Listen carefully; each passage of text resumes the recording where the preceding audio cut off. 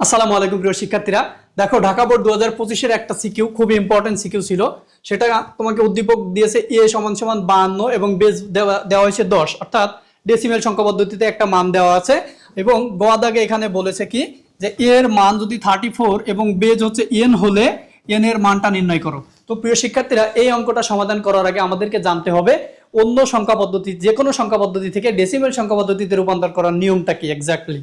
দেখো প্রিয় শিক্ষার্থীরা, আমি তোমাদেরকে একটা এক্সাম্পল বোঝাই। ধরো 27 একটা অক্টাল মান রয়েছে, এটাকে তোমাকে কনভার্ট করতে বললো ডেসিমেল সংখ্যা পদ্ধতিতে। তাহলে অক্টাল থেকে ডেসিমেলে বা অন্য যে কোনো সংখ্যা পদ্ধতি থেকে ডেসিমেল সংখ্যা পদ্ধতিতে যাওয়ার রুলসটা তোমরা কি জানো? সিস্টেমটা হলো বেজের উপরে পাওয়ার দিয়ে গুণ করা, অর্থাৎ এখানকার বেজ দিয়ে গুণ করতে হবে 2 × 8 প্লাস 7 × 8 এবং পাওয়ারটা কিভাবে আসবে? এ সাইড থেকে 0, এটা 1, তার মানে প্রথম পাওয়ার হবে 0, পরবর্তী পাওয়ার আসবে 1। এখন এটা জাস্ট ক্যালকুলেশন করো।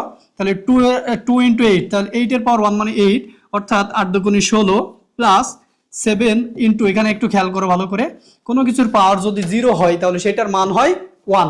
তাহলে এখানে 8 এর পাওয়ার 0 মানে হচ্ছে 1। এখন এটা যোগ করে দাও, তাহলে এখানে কত আসলো? 7 আর 16, তাহলে 16 আর 7 23। প্রিয় শিক্ষার্থীরা দেখো, এটা হলো আমার অন্য যে কোনো সংখ্যা পদ্ধতি থেকে ডেসিমেলে আসার রুলস। তাহলে এই রুলসটা যদি আমরা পেরে থাকি তাহলে এটার সমাধানও আমরা পারবো। দেখো তো কিভাবে করতে হবে। প্রিয় শিক্ষার্থীরা, এখানে এ সমান সমান বলা হয়েছে 52, তাই না? বেস দেওয়া আছে 10। এখন এর একটা মান আমাদের দিয়েছে এখানে, যে এ সমান, এর মান কত? 34 এবং বেস হচ্ছে এন। তাহলে তুমি এখানে 34 এবং বেস এন লেখো, আর এ পাশে কত আছে? 52 এবং এটার বেজ আছে 10। তুমি এই বেজ 10 মানে কি? ডেসিমেলে। কোনো সংখ্যা পদ্ধতির বেস না থাকলেও সেটা ডেসিমেলে। তাহলে দেখো তো প্রিয় শিক্ষার্থীরা, আমাদের এখন এই এন কে ডেসিমেলে যাইতে হবে। তাহলে ডেসিমেলে যাওয়ার রুলস কি? 3 × n, এখানকার বেস দিয়ে গুণ হবে, প্লাস 4 × n এবং এটার পাওয়ার হবে 0, এটার পাওয়ার হবে 1 এবং এ পাশে যা আছে তাই রেখে দাও, 52। এখন চলো প্রিয় শিক্ষার্থীরা, এটা ক্যালকুলেশন করি। দেখো তো, n এর পাওয়ার 1, তার মানে কত? n, অর্থাৎ 3 এর সাথে n গুণ মানে হচ্ছে 3n প্লাস n এর পাওয়ার 0, তার মানে কি? কোনো কিছুর পাওয়ার 0 থাকলে 1, অর্থাৎ এটার মান হচ্ছে 1, 4 × 4 = 52। ওকে, তারপরে দেখো তো প্রিয় শিক্ষার্থীরা, আমরা যদি এখানে ক্যালকুলেশন করি তাহলে কি পাবো?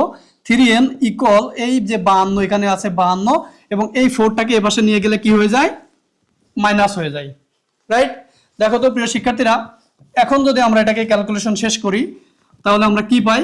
3n = 52 থেকে যদি 4 বাদ দেওয়া হয় তাহলে কত থাকে? 48। এখন এটাকে আবার ক্যালকুলেশন করো, লাস্ট লাইন। তাহলে 48 কে 3 দিয়ে ভাগ করতে হবে।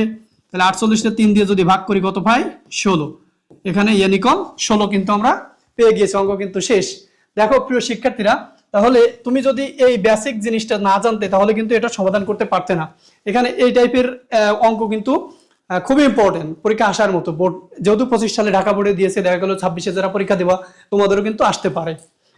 তো এখন তাহলে আমরা কি পাচ্ছি? আলটিমেট যে এর মানটার যে মান দেওয়া ছিল সেটার বেসটা বের করার কথা ছিল। তাহলে বেসটা কিসে বের হয়েছে প্রিয় শিক্ষার্থীরা? দেখো তো, হেক্সাডেসিমেলে, তাই না?